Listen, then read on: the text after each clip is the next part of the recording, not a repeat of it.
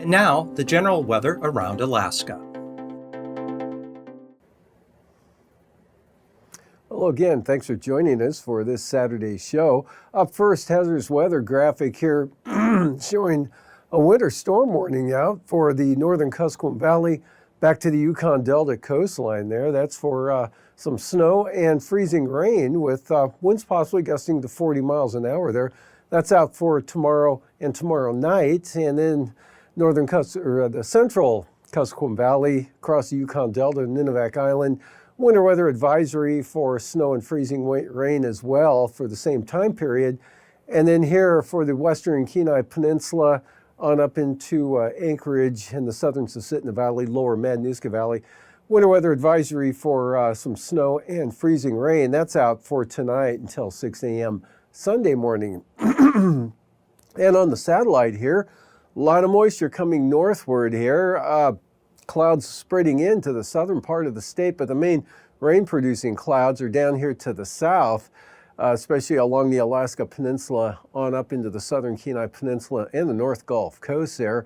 Clouds increasing over the southeast coast and not too bad up to the north with temperatures still hanging below zero there in portions of the Yukon Flats.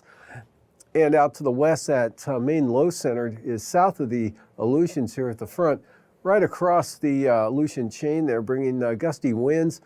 Peak wind gust at Unalaska, 58 miles an hour. St. George Island had the same thing, peak wind gust 58 miles an hour there as well, with 24-hour rainfall in Alaska about 1 1/3 inches. Same thing for Chignik, had about 1.5 inches of rain in the last 24 hours with that system. For tonight, new low develops here, slides just south of Kodiak Island. That's going to increase the wind and precipitation for the North Gulf Coast. Again, areas of snow and freezing rain, mostly over the Kenai Peninsula and in toward the Prince William Sound area here, and then back out to the west with increasing precipitation chances, working northward into the Yukon Delta along with increasing winds. Wet here for the Alaska Peninsula, all the way back out toward Chimionat-2. Areas of light snow up here for the western North Slope and Arctic coast, extending down into the Seward Peninsula and the Bering Strait, as well as St. Lawrence Island, with some northeast winds up to 35 miles an hour in that area. Clouds on the increase of the Panhandle, but should stay dry for the most part through tonight, but then tomorrow, this system brings gale force winds in with rain spreading over all of the Panhandle. Wet, windy day tomorrow for the North Gulf Coast with gale and storm force winds along the marine areas here of the coast back in toward the Barren Islands. And windy for Cook Inlet and Prince William Sound as well as the Copper River Basin, looking at increasing southeast winds there, south and southeasterly winds. Again, mixed precipitation across southern Alaska here, dry in the central interior, light snow up here from the North Slope Arctic coast, and again, coming down into the Bering Strait there, clipping the western Seward Peninsula with clouds and snow showers south of the Bering Strait there from St. Lawrence Island on down. Then mostly rain showers continuing here with brisk northeast winds or north to northeast winds here for the Aleutians. And then for the day on Monday, another low pressure area here moves up to south of Atka Island, or so actually southeast of Atka Island. Regardless, though, wind, wet conditions, mild temperatures here for the Alaska Peninsula up into the southeast Bering Sea, and kind of a drier condition here pushing in to the Kuskokwim Valley there, but to the north, quite an area of snowfall now along the Yukon River there from the Yukon Delta right into the eastern interior. Areas of snow here, maybe picking up a couple of inches in some locations. Light snow continues there for the North Slope and the Arctic coast.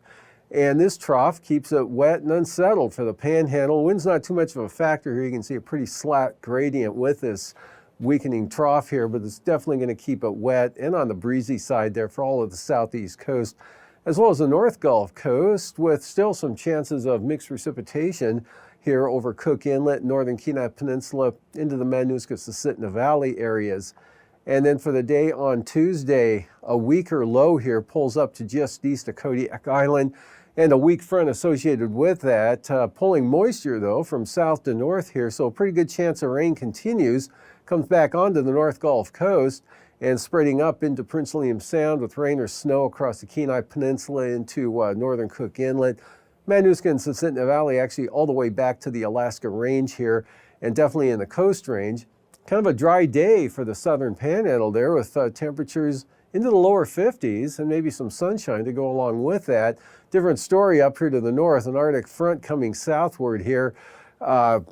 Widespread area of snow from the Arctic coast here right on down across the Brooks Range, with colder temperatures back to the northwest here, with that high building into the North Slope area.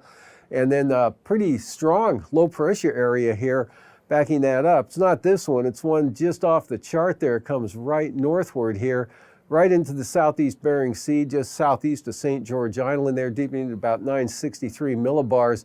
So good gale force winds on the backside of that out of the north, all the way from the Pribilof Islands down to the eastern Aleutians, with mixed precipitation or snow in the cold air side of the front here to the west, or to the east, I'm sorry. Gale force winds and rain for the Alaska Peninsula, with gusts possibly as high as 65 miles an hour through the normally windier areas here of the peninsula. And again, some mixed precipitation on up into the Kuskokwim Valley once again. And for the lows tonight, still low below zero here over the Yukon Flats, 5 to 15 below in those areas. Otherwise, 5 to 15 everywhere else, with the warmest conditions out toward the west there. And south of the Alaska Range, upper 20s and lower 30s. In the 30s for Bristol Bay, lower 40s for the Alaska Peninsula, Eastern Aleutians, Kodiak Island, right around 40.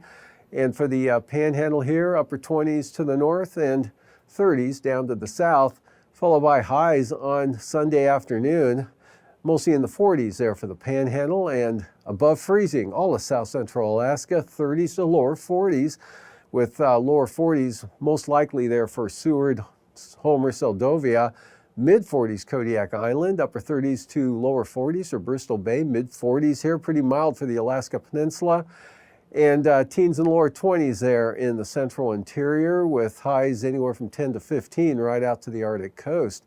Followed by lows here, anywhere from 5 below to 10 above in the north. Tanana Valley areas, anywhere from 10 to 15. Some areas a little warmer there, depending on if you get how much wind you get. And 20s and 30s south of the mountains across south central Alaska. 30s and lower 40s for the Panhandle. That'll be followed by highs again into the lower 50s there for Prince of Wales Island, all the way up to Sitka. 40s to the north. And highs 30 to 35 south central Alaska, Kenai Peninsula 35 to 40, 40 to 45 for Kodiak Island, mid 40s here for the Alaska Peninsula, on out toward Adak and Atka, mid 30s for the Pribilofs, and kind of a range here in the interior. Well, about 15 to 22 for the highs there, not too bad. And for the North Slope and Arctic coast, looking at highs anywhere from 0 to 15.